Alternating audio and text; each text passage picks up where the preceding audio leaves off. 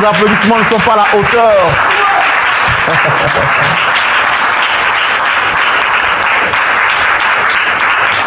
Nouvelle saison, nouvelle manière de rendre gloire au Seigneur par des applaudissements. Vous savez, nous vous aimons très fort. S'il y a une seule chose que vous devez savoir depuis votre position, c'est que nous vous aimons. Alors, je voudrais vous demander de mettre en commentaire le pays depuis lequel vous suivez cette émission.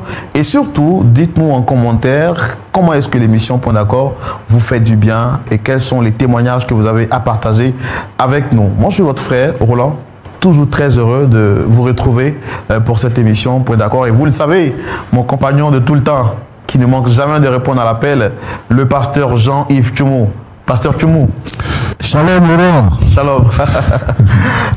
Comment allez-vous? Je vais bien, par la grâce de Dieu. Je vais très bien, le Seigneur est fidèle, il est toujours au contrôle. Et chaque fois que je vous vois, je sais que le Seigneur va encore nous faire du bien. Merci.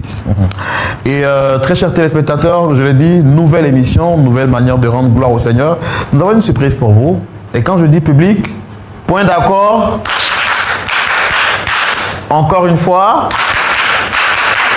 Voilà, c'est avec cette nouvelle manière de rendre gloire au Seigneur que nous débutons cette nouvelle saison de votre émission Point d'accord. Vous le savez, ici sur ce plateau, nous recevons des personnes qui viennent partager leur histoire avec nous. Et justement, pour commencer cette nouvelle saison, nous recevons une dame qui viendra donc partager son histoire avec nous. Et pour comprendre justement de quoi est-ce qu'il est question, je voudrais vous demander de la recevoir ici sur ce plateau, très cher public. Il s'agit de Dame Akpo. Je voudrais que nous la recevions avec applaudissements.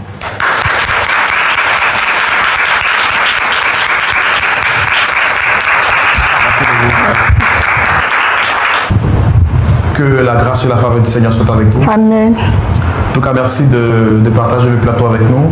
Merci à vous. Merci, monsieur. Et en tout cas, merci d'être avec nous sur le plateau. Merci beaucoup. Alors, vous le savez, je suis le frère Roland, présentateur de l'émission Point d'accord. Juste en face, vous avez le pasteur Jean-Yves Tchoumou et puis des frères et sœurs dans la foi qui partagent ce plateau pour écouter votre histoire. Nous ne sommes pas ici pour vous juger. Votre objectif, c'est de comprendre quelle est la situation que vous traversez et surtout, par l'aide du Seigneur au travers du pasteur consultant, vous apporter une solution, vous aider à trouver une solution à votre problème. Je rappelle que vous êtes Dame Akpo. C'est ça. Et vous êtes mariée, mère d'un enfant. Oui, monsieur. Alors, est-ce que vous avez quelque chose d'autre à rajouter par rapport à la présentation que je viens de faire? J'aimerais tout simplement dire que je suis une mère qui souffre en ce moment. Et d'abord, avant tout propos, même j'aimerais vous dire merci. Merci d'avoir accepté de me recevoir dans votre émission. Donc, c'est pour que vous puissiez véritablement m'aider. Je souffre, monsieur. Je n'arrive même pas à trouver le sommeil. C'est pourquoi je suis ici aujourd'hui. En tout cas, moi, ça me fait plaisir de voir que dès l'entame de notre échange, vous relâchez totalement pour nous exprimer ce que vous traversez. Alors, vous nous avez dit que vous souffrez, vous avez un problème, vous souhaitez qu'on vous aide. Je vais savoir quelles sont les personnes que vous convoquez sur ce plateau aujourd'hui. Je convoque ici mon fils. Il s'appelle Georges, avec sa soi-disant compagne. Vous ne trouvez pas que l'expression est un peu trop forte quand vous dites soi-disant compagne? Quand je vais finir, monsieur, vous allez me comprendre et vous allez savoir pourquoi je dis cela. D'accord. Alors, on va le faire tout de suite dans notre rubrique, le grand déballage, pour comprendre votre histoire et connaître également, savoir pourquoi est-ce que vous traitez la femme de votre fils de soi-disant compagne. Très cher public, c'est avec la rubrique le grand déballage que nous allons connaître l'histoire de Dame Akpo.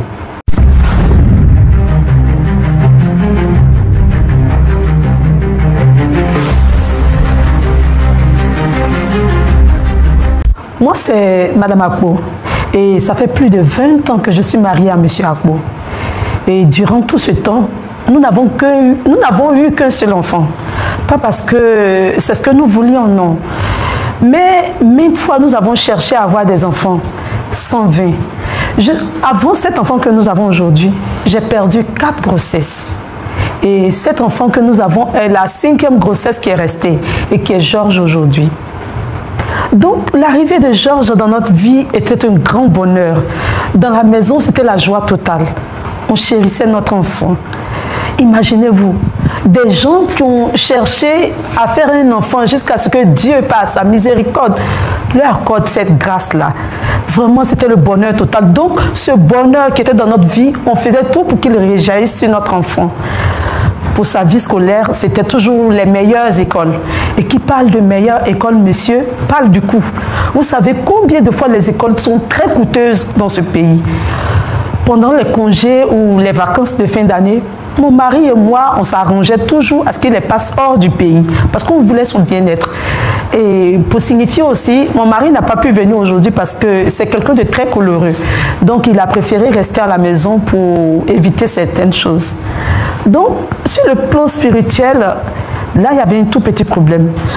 Parce que Georges, il aimait jouer au foot. Tout petit, il aimait jouer au foot. Et quand les dimanches, on lui disait de venir au culte avec nous, il nous disait toujours qu'en semaine, du lundi au vendredi, il était à l'école. Et que les samedis, il était avec son répétiteur. Donc les dimanches, normalement, il devait se reposer et jouer au foot. Donc les dimanches, quand on lui disait de venir au culte avec nous, il trouvait toujours quelque chose pour rester à la maison. Bon, nous, on ne baissait pas les bras. On confiait cela au Seigneur dans la prière. Et on lui disait que c'est grâce à lui que nous avons eu Georges, que lui-même, par sa miséricorde, touche le cœur de Georges. Jusqu'à ce que Georges devienne un jeune homme dans la maison. Et un jour, par la miséricorde de Dieu, lui-même fit la rencontre d'une dame, voilà, qu'il a évangélisée. Et depuis ce temps, la maison, c'était le grand bonheur. Pour Georges, c'était la Bible, la parole de Dieu, la prière, les cultes les dimanches. En un mot, il s'est converti aussi. Converti sincèrement. Franchement, ça nous a tellement fait plaisir qu'on a béni d'abord le ciel. Ensuite, on a cherché à rencontrer cette dame-là. Et quand nous l'avons rencontrée, on lui a fait assez de cadeaux pour lui dire merci. Et nous avons béni même sa vie. Donc, on était dans cette joie. Parce que, imaginez-vous, messieurs, dans ces temps qui courent, où les jeunes n'ont pas de base spirituelle solide, ils sont livrés à l'alcool, à la drogue, au sexe. Et au milieu de ça, Dieu arrive par le biais d'une dame à toucher l'âme de notre fils. Vraiment, c'était le grand bonheur à la maison. On était dans cette joie jusqu'à ce qu'un jour, Georges nous fasse asseoir, son père et moi, et nous dise qu'il est devenu maintenant un homme et qu'il doit quitter la maison, qu'il était temps pour lui de se prendre une maison et qu'il allait y vivre avec une femme. Quand j'ai entendu cela, frère Roland, c'était comme si c'était un couteau qui me transperçait le corps. J'ai eu mal jusque dans l'âme. Alors son père et moi, nous nous sommes ressaisis et nous lui avons dit que ce n'était pas la bonne décision. Vous savez, Georges n'a que 25 ans. En plus, il est en année de doctorat, c'est-à-dire qu'il n'a même pas fini ses études. Alors, nous lui avons dit que ce n'était pas le moment et qu'on allait l'accompagner dans sa décision, mais au moment opportun. Qu'il se calme d'abord, qu'il finisse les études, ensuite travaille et il peut se prendre à charge autant de personnes qu'il veut. Parce que se mettre à charge des personnes sans boulot, c'est courir encore à d'autres risques, s'adonner à d'autres choses. Mais quand nous avons dit cela, Georges s'est mis dans une colère noire et est parti de la maison. Il est parti de la maison. Pendant 2 ans, nous avons cherché Georges partout, sans réponse. Jusqu'à ce qu'un jour, par la miséricorde de Dieu, on croise son chemin. Et là, en tant que parents, on devait mettre bas à terre. Et nous lui avons dit qu'on acceptait de rencontrer sa compagne, qu'il vienne à la maison avec elle et on allait échanger ensemble. Bon, pour nous, quand on avait dit ça à Georges, c'était pour connaître sa compagne et lui faire comprendre que c'est vrai qu'ils allaient se marier plus tard, mais ce n'était pas encore le moment. Donc, le jour J, Georges arrive à la maison effectivement avec une dame, la cinquantaine et plus même, mais dans la main. Et c'était cette dame-là même qui l'avait évangélisée.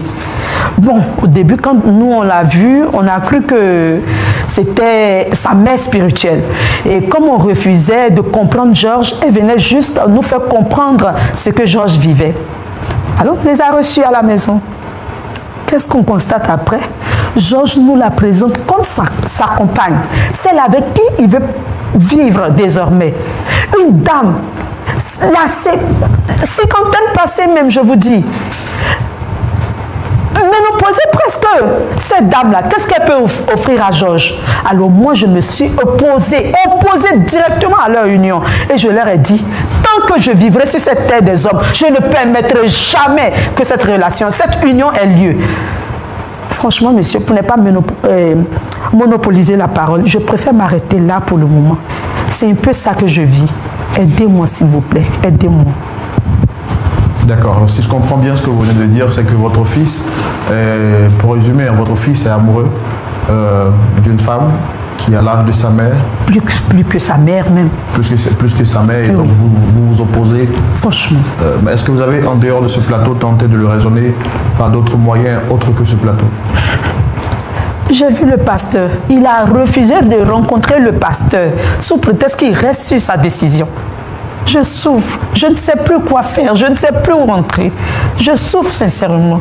Mon unique fils. Je n'ai pas d'autre enfant. C'est le seul. Alors, qu'est-ce qui motive votre choix de passer sur le plateau de Point d'accord? Qu'est-ce qui motive votre choix de venir sur le plateau de Point d'accord? Ah, merci. Franchement, c'est une amie qui m'a parlé de votre émission.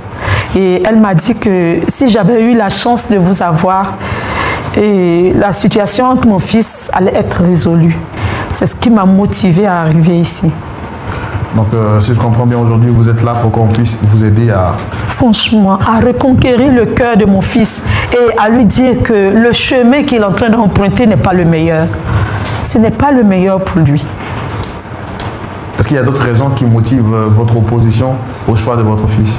Monsieur, c'est mon unique enfant. Une dame de 50 ans passée, est-ce qu'elle pourra me donner une descendance? Elle ne peut pas.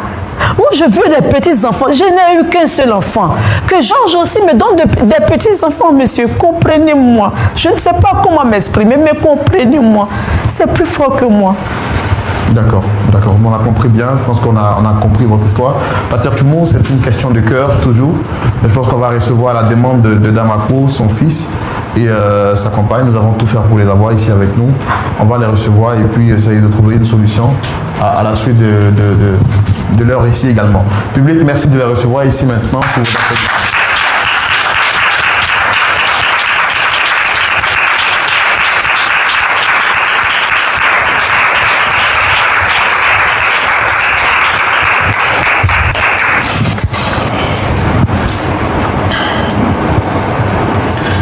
Shalom à vous, très cher. Merci bien, monsieur. Vous allez bien, j'espère? Oui, ça va. Super bien. Est-ce que vous reconnaissez la femme qui est juste en face de vous? Oui, je la connais. Alors, quels sont les rapports, quels sont les liens qui vous lient à cette dame? Bon, c'est la maman de Georges. J'étais allée évangéliser chez elle 1 ou 2 fois, je crois. D'accord. Très cher monsieur Georges, vous allez bien, j'espère? Oui, je me porte bien, monsieur.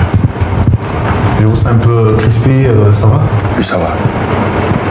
D'accord. En tout cas, moi, comme je l'ai dit, je suis très content de vous avoir. Je suis le frère Roland, vous avez le pasteur Tchoumo en face. Je vais poser la même question que j'ai posée à la dame juste à côté. Est-ce que vous reconnaissez cette femme juste en face de moi? Oui, je la reconnais, c'est ma mère. D'accord. Quels sont les liens qui vous lient? En fait, quels sont vos rapports?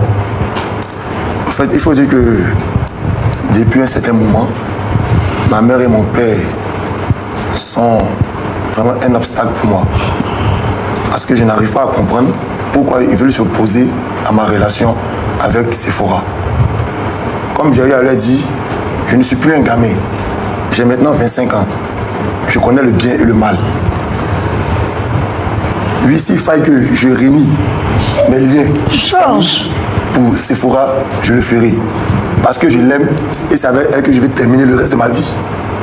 Georges! Oui, maman, ma décision est prise. D'accord, attendez. Je pense que j'ai manqué un épisode. Alors, vous dites que vous êtes prêt à régner votre mère s'il le faut. Qu'est-ce qui n'a pas marché?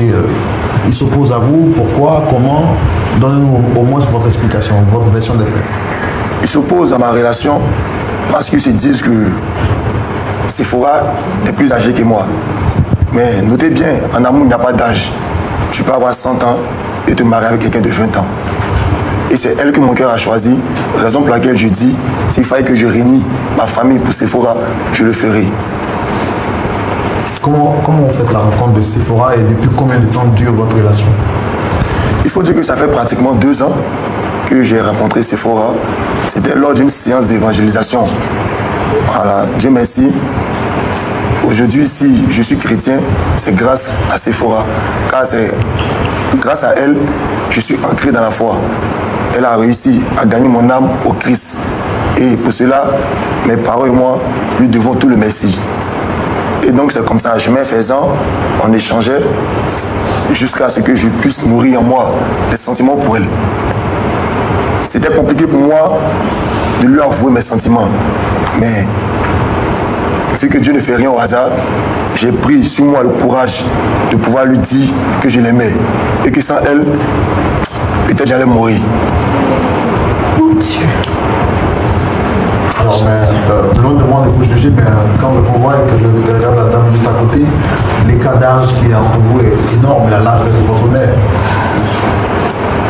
Monsieur l'animateur, je me fiche de l'âge ou de l'écart d'âge qu'il y a entre elle et moi. Vous ne pouvez pas comprendre ce que je ressens présentement.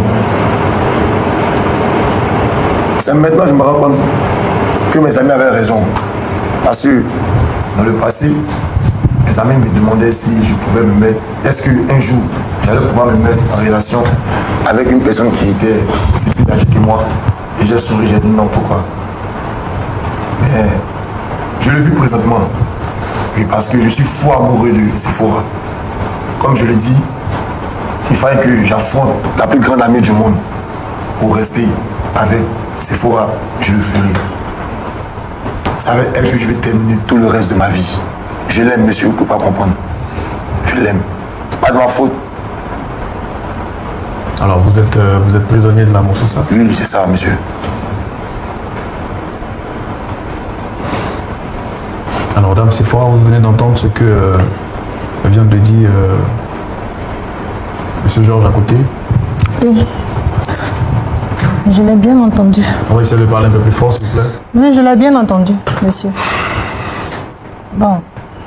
Est-ce que ce qu'il dit est vrai, vraiment? Oui, c'est vrai. Parce que moi aussi, je suis prisonnière aussi de cet amour. Abomination. Je suis victime de mon amour. Bon, depuis mon bas âge, je me suis donnée au Seigneur. Et vu que j'étais... Je sais que c'est pas facile pour vous, essayer de parler plus fort. Oui. Depuis mon bas âge, je me suis donnée au Seigneur très tôt. Et comme j'étais avancée dans la vie chrétienne, j'ai décidé de garder ma virginité et d'offrir cette virginité-là à un homme sérieux qui veut me prendre comme femme. Et c'est là, au moment où j'ai croisé Georges, c'était à une séance d'évangélisation. J'étais allée évangéliser et j'ai vu un groupe de jeunes et je suis allée vers eux pour les évangéliser. Et quand j'ai fini, j'ai vu Georges avec une cigarette. Et lui et moi, on a échangé les contacts. Pas pour l'amener vers moi, mais c'était pour l'amener au Seigneur. Et de temps en temps, chaque semaine, j'envoyais des messages à Georges pour lui demander comment il allait. Et j'envoyais aussi des messages de prière. Et comme ça... De manière pour vous de l'encadrer. Voilà, de l'encadrer dans la prière. Donc, vu que lui et moi, on était toujours proches, j'ai ressenti quelque chose. Donc, j'ai prié contre ça. J'ai vu que ce n'était pas normal. Bon, ça n'a rien donné. L'amour. Je suis tombée amoureuse de Georges. Ça n'a rien donné. Donc, j'ai expliqué à une de mes soeurs de l'église. Elle aussi, elle m'a soutenue dans la prière. Mais ça n'a rien apporté. Et c'est comme ça. Un matin, Georges est venu me voir. Comme lui et moi, souvent je vais vers lui. Des fois aussi, lui aussi, il vient à la maison. On échangeait comme ça. J'ai vu que Georges a changé.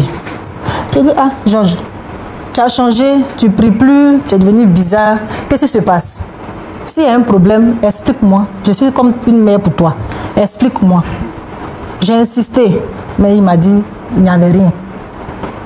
Donc, j'ai laissé tomber. Un soir, j'ai reçu un message de Georges.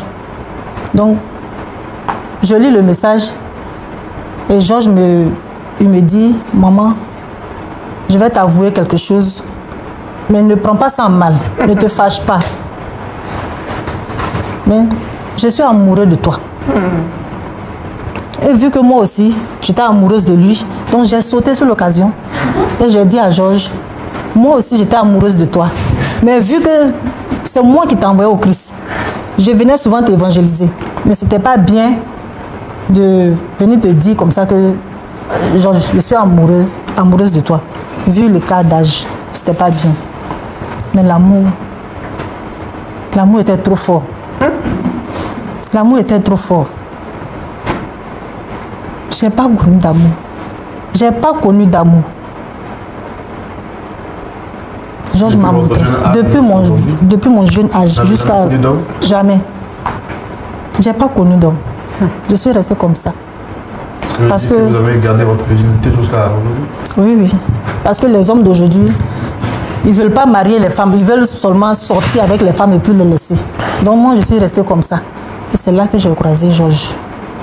Donc on a commencé à se fréquenter. Donc c'est parti comme ça. Je suis follement amoureuse de Georges. Je l'aime sincèrement. C'est comme, je ne sais pas comment expliquer cet amour-là. C'est comme un tourbillon. C'est comme quelque chose qui est quitté du ciel pour descendre. Abomination, dis-le, abomination. Pour descendre en moi. C'est ce que je ressens pour Georges. Donc, vu cet amour, je me suis dit que c'est vraiment Georges est l'homme de ma vie. C'est l'homme de ma vie. Mon enfant de 25 ans. Parce que je n'arrive pas à me séparer. Je n'arrive pas à l'enlever de ma tête. Quoi. Tu n'as pas honte. Je l'aime. Sincèrement. Donc, maman... Pardon. Si tu ne connais pas ta maman, elle va me peinturer sur sa figure.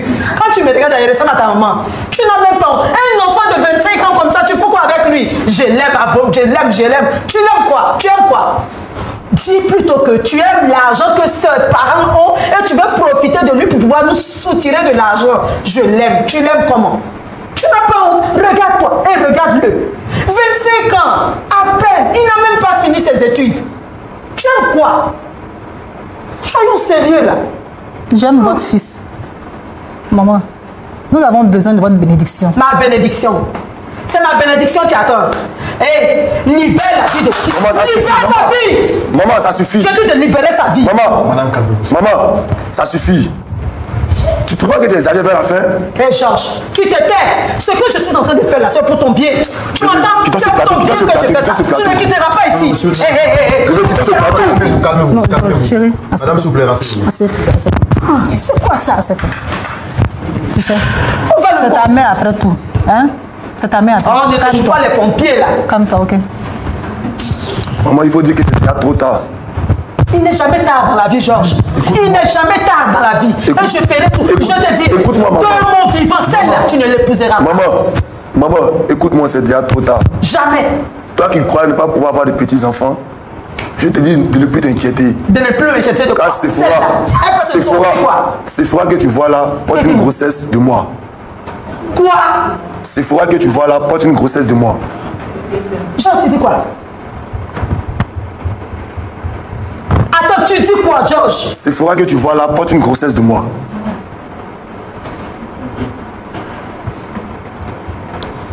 Je te dis. Je sais que c'est pas normal, vu notre position dans l'église. Mais Dieu sait pourquoi il a voulu les choses ainsi. Tu m'as tué, Georges. Tu m'as tué, fini, Georges. Calmez-vous. Mon Dieu. Alors, vous dites que, monsieur Georges, vous dites que Dame Sephora porte un enfant de vous. Oui, bien, monsieur. Je crois entendre que vous êtes converti, vous êtes devenu chrétien. Exactement. Vous n'êtes pas marié, vous embrassez une dame, ça ne vous chagrin pas. Au fait, il faut dire que c'est Dieu même qui a voulu ça ainsi. Dieu. Il a voulu qu'on passe par cette voie afin que nous puissions officialiser notre union. Parce que je savais que si je passais par la voie normale, les parents allaient toujours s'opposer. Donc il fallait que j'engrosse ma chérie afin que mes parents puissent me laisser l'épouser. Parce que sans elle, je ne peux pas vivre. Pour rien au monde, je ne vais la laisser. C'est avec elle que je vais terminer le reste de ma vie. Vous ne craignez pas, elle est plus âgée que vous, elle fait 2 fois votre âge. Comme je vous l'ai dit, je me fiche de l'âge. Je me fiche de l'âge. Peu importe, c'est elle que mon cœur a choisi.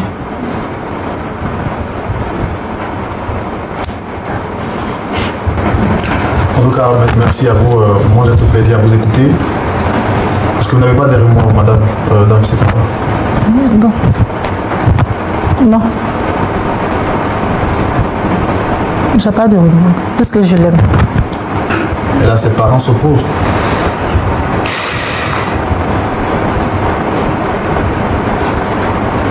Elle comprend que cette date-là, je suis enceinte et puis on a décidé de se marier. Est-ce que c'est pas un piège que vous avez tendu à Georges? Non, c'est pas un piège. C'est pas un piège. Il m'aime, je l'aime. Et on a décidé de se marier. D'accord, en tout cas, merci d'être venu sur ce plateau. Nous, on va donner tout de suite la parole à notre pasteur consultant pour entendre sa version ou pour entendre, bien entendu, ce qu'il a partagé avec nous. Et ça sera dans notre rubrique à la loupe de la parole.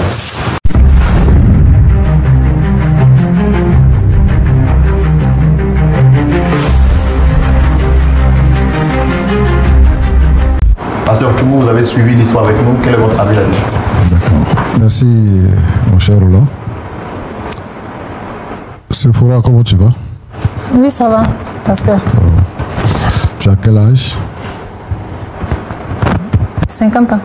D'accord. Tu fais quoi dans la vie? Je suis infirmière. Tu es infirmière? Oui. Tu vis chez toi à la maison? Oui, pasteur. D'accord. Tu dis que tu n'as jamais eu de rencontre avec un homme? Jamais. D'accord. Roland posait la question tout à l'heure. Tu es chrétienne? Oui, je suis chrétienne. D'accord. Toi, tu n'as jamais eu de rencontre avec un homme. Tu n'as jamais fait l'amour. Jamais. Pourquoi tu fais l'amour avec quelqu'un d'autre sans te marier? Puisque tu t'es gardé pour te marier. Tu ne te maries pas. Pourquoi tu fais l'amour avec quelqu'un et puis tu l'invites à vivre chez toi à la maison? Pourquoi? Comme je venais de le dire tout à l'heure, que c'était plus fort que moi. L'amour était plus fort que moi. Voilà. C'est pourquoi on s'est laissé aller. Est-ce que ton pasteur est au courant que tu vis avec Georges? Non. Le pasteur n'est pas au courant. Tu penses que ce que tu fais, c'est bon?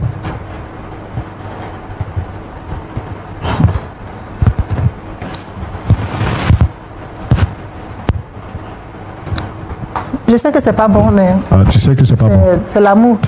L'amour n'a pas d'âge. Bon, ça suffit pour moi. Quand tu dis que tu sais que c'est pas bon, ça suffit pour moi. D'accord. Georges. Pasteur. Comment tu vas? Je vais bien chez vous. Avant Sephora, tu avais une copine? Oui, on peut le dire ainsi. On peut le dire ainsi. Une ou deux, 3 copines? Non, une seule. Une seule.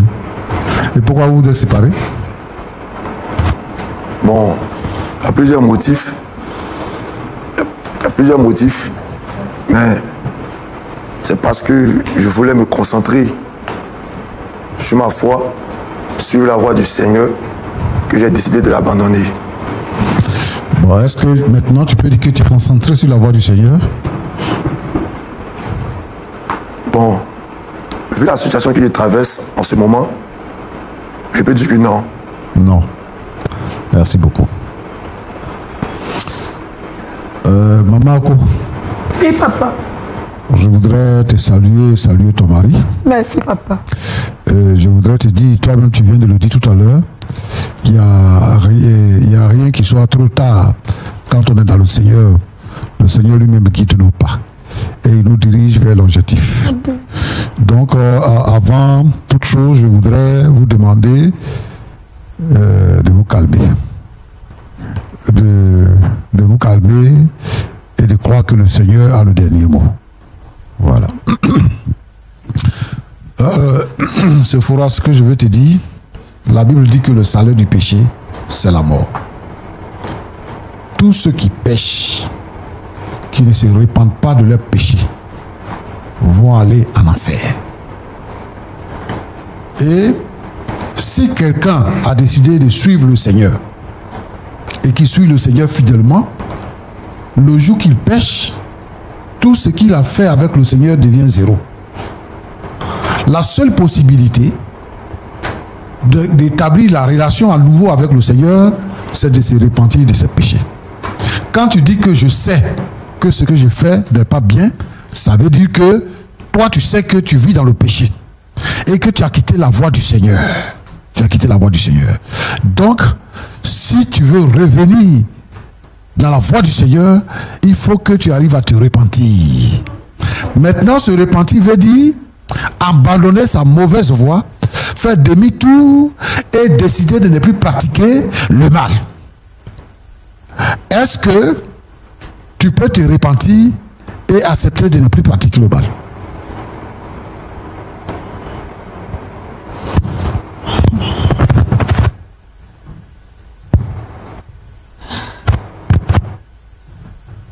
Avoir des rapports sexuels là, c'est un besoin biologique. Tout être humain a le désir. C'est comme la faim, c'est comme la soif. Tu dois satisfaire à ça. Et avec ton âge, tu as besoin d'un homme dans ta vie. Tu as besoin d'un homme. Et le fait d'avoir croisé ce jeune homme-là, il arrive à te satisfaire normalement. Et donc, tu penses que c'est suffisant. Mais ce n'est pas suffisant parce que tu es en train de détruire la vie de quelqu'un. Tu es en train de détruire une famille qui était soudée. Tu es en train de faire mal au cœur d'une maman qui a espéré quelque chose de meilleur pour son fils. Il y a 25 ans entre toi et puis Georges. Toi, tu sais que ce que tu fais, c'est pas bon. Et tu sais aussi que tu peux être la mère de Georges. Parce que toi, tu disais quoi tout à l'heure? Tu dis qu'il dit maman. Il t'appelait maman. Il t'appelait maman. Toi, tu acceptes d'aller te coucher en bas de quelqu'un qui t'appelle maman.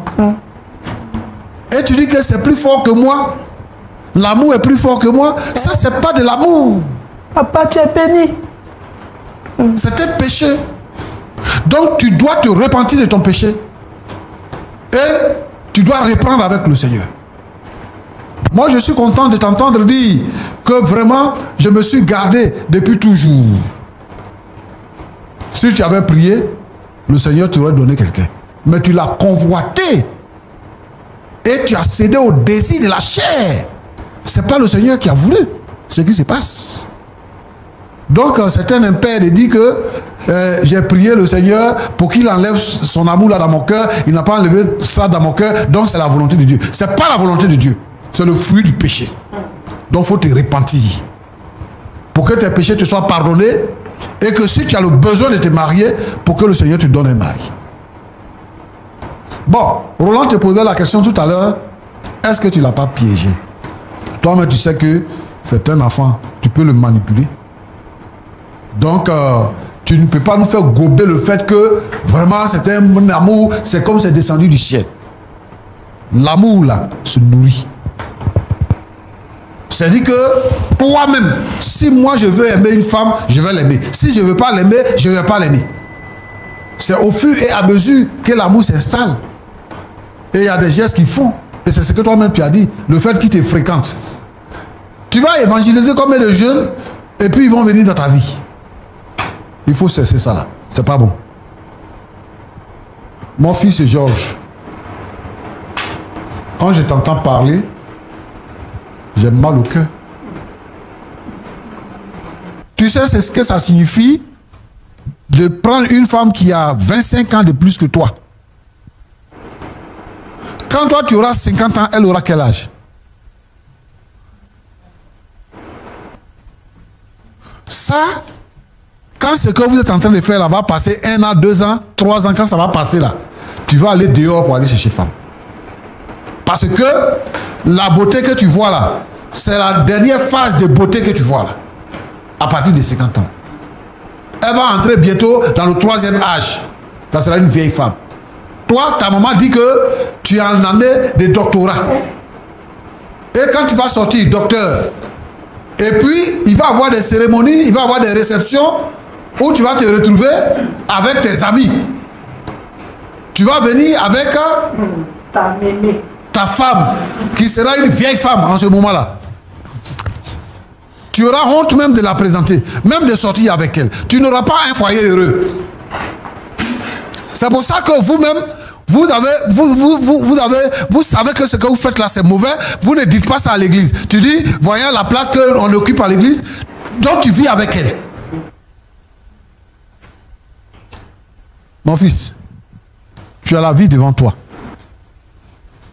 Quand quelqu'un vit là, s'il se trompe, il faut qu'il reconnaisse qu'il s'est trompé. Ce qu'elle t'a montré là, tu vas voir une autre femme qui va te montrer plus que ça. Et puis ton cœur va changer. Ce que moi je te demande, c'est de te repentir. Toi, tu as la chance. Tu as encore ton père et tu as ta mère qui t'interpellent sur une situation. Ce que vous faites là, ce n'est pas de l'amour, hein? Ce n'est pas de l'amour. Parce que très bientôt, ça va finir. Alors, moi, ce que je te demande, Déborah, t'es Déborah, hein? Sephora. Ce que moi, je te demande là, il faut laisser l'enfant là tranquille. C'est ton enfant.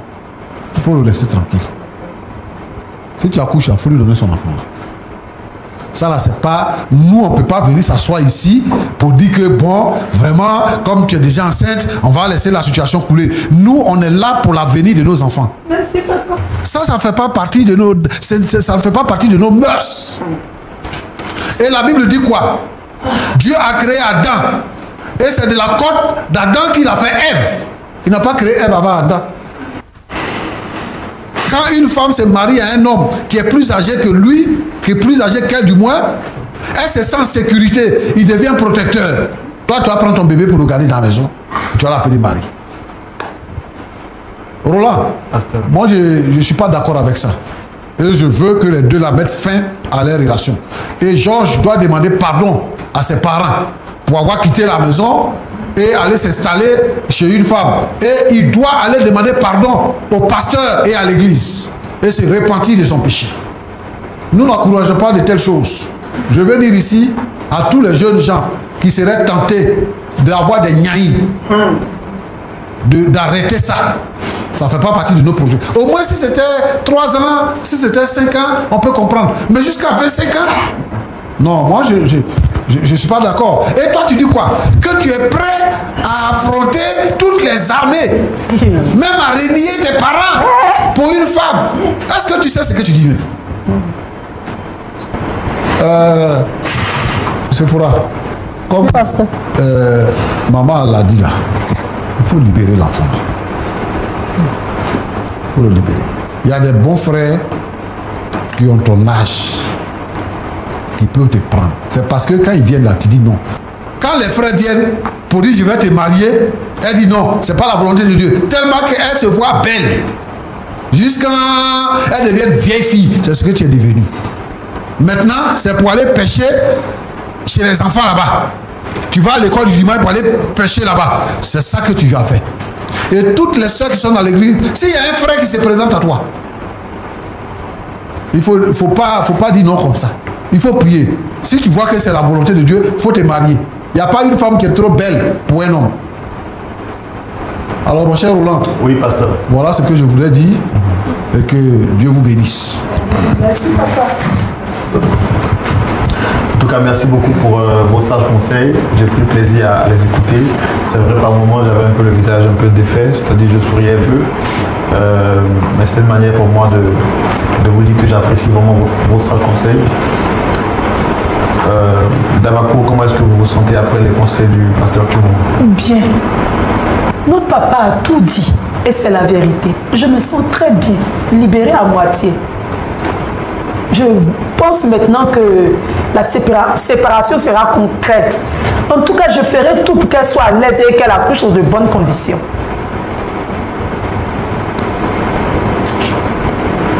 Dame Sephora, après les conseils du pasteur Tchoumou, est-ce que vous avez quelque chose, est-ce que vous décidez de continuer ou vous souhaitez refaire chemin, ou vous êtes toujours prisonnière de l'amour?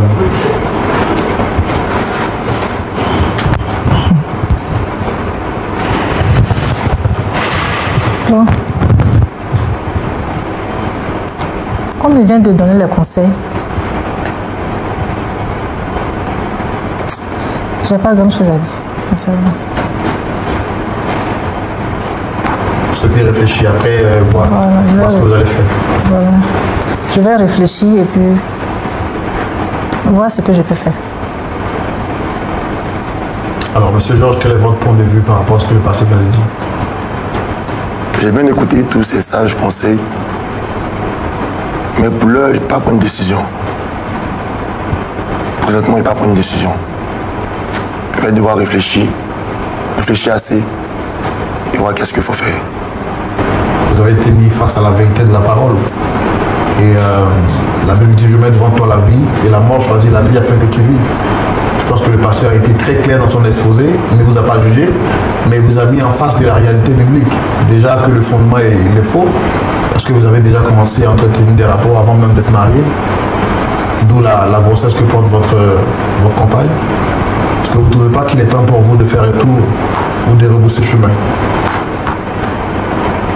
Comme je venais de le dire, je réfléchis. Je ne suis pas dans une décision présentement. Georges, écoute la voix du pasteur, c'est une autorité divine. La Bible dit, celui qui a été oué par Dieu, là, il faut le craindre. Georges, écoute le papa. On va arranger ça pour que ça reste entre nous. Écoute ce que le pasteur vient de dire. Mon fils, c'est pour ton bien. D'accord. En tout cas, je pense que nous, on a fait ce qu'on pouvait faire. Le Seigneur est fidèle. Pasteur Tchoumou, Oui. le frère Georges dit qu'il a compris vos conseils, mais il va réfléchir. Sa partenaire également dit elle veut réfléchir et qu'elle est toujours dans les chaînes de l'amour, toujours prisonnière de l'amour. Elle souhaite que vraiment le Seigneur l'en délivre, mais elle va toujours réfléchir et elle nous donnera une suite. La décision peut tout changer. La Bible dit que si vous attendez sa voix n'endurcissez pas votre cœur, car vous ne savez pas ce que sera fait demain. Ici, il ne s'agit pas simplement de rapports sexuels. Il s'agit de frères et de sœurs en Christ qui ont péché. Et donc, si un frère tombe, il peut se relever. Si une sœur tombe, elle peut se relever. Ce n'est pas une question de réflexion. C'est une question de vie et de mort. Et donc, moi, je pense que ils doivent se repentir. Il y a des gens qui ne connaissent pas la parole de Dieu, qui vivent selon la chair, donc qui peuvent avoir plusieurs partenaires, ou bien même ne pas avoir de frein dans le fait d'avoir une partenaire. Mais nous disons que nous avons les rapports sexuels après le mariage, après que la cérémonie soit faite. Et donc, eux, les deux là, disent qu'ils savent ça, ils sont conscients de ça. Et donc, quand elle dit que je sais que ce que j'ai fait n'est pas bien, ça veut dire qu'elle sait qu'elle a dévié. Donc, nous, on les exhorte à revenir sur la bonne voie, c'est tout. Et ils sont capables d'arrêter. Maintenant, s'ils ne veulent pas arrêter, ça, c'est une autre voie qu'ils choisissent. Moi, je pense qu'aujourd'hui, le Seigneur leur donne l'occasion de se repentir de leurs péchés et de revenir à lui pour qu'ils soient bénis. Et moi, je pense aussi que tous ceux qui vivent cette situation-là, qui sont dans nos assemblées et qui se cachent pour sortir avec les femmes, ils ont besoin de se repentir pour que la faveur de Dieu vienne sur leur vie, pour que la bénédiction vienne sur leur vie, pour ne pas que la malédiction s'attache à eux. Voilà. Donc, que Dieu vous bénisse dans votre réflexion. Amen. Merci beaucoup, pasteur, pour vos conseils. Je pense qu'on va terminer en prière, les recommander la grâce de Dieu. Ils ont dit qu'ils vont réfléchir. Les pensées de l'homme lui profitent beaucoup de choses, mais parmi toutes ces pensées, il n'y a que la volonté de Dieu qui s'accomplit.